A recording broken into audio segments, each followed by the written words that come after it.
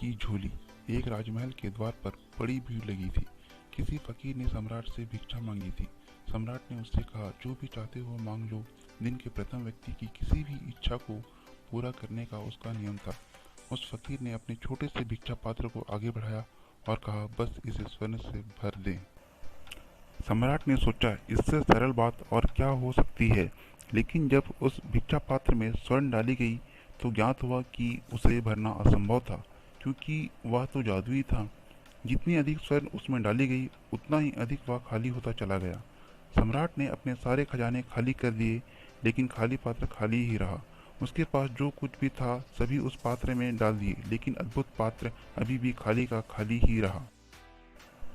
तब उस सम्राट ने कहा, हे भिक्षु, यह तुम्हारा पात्र साधारण नहीं है। उसे भरना मेरे सामर्थ्य के बाहर है। क्या मैं पूछ सकता हूँ कि इस अद्भुत पात्र का रहस्य क्या है?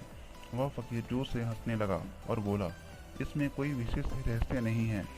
मरकट घाट से निकल रहा था कि मनुष्य की खोपड़ी मिल गई। उसे ही यह भिक्षा पात्र बना है।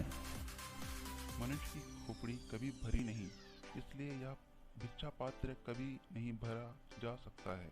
धन से, पद से, ज्ञान से, किसी से भी भरो, यह खाली ही रहेगी, क्योंकि इन चीजों से भरने के लिए यह बनी ही नहीं। मनुष्य की भूख अंतहीन है और इस अभिलाषा में दौड़ते दौड़ते उसका ही अंत हो जाता है। आत्मज्ञान के मूल सत्य को न जानने के कारण ही मनुष्य जितना पाता है उतना ही गरीब होता जाता है। हृदय की इच्छाएं कुछ भी पाकर शांत नहीं होती, क्योंकि हृदय तो परमात्मा को पाने के लिए बना है।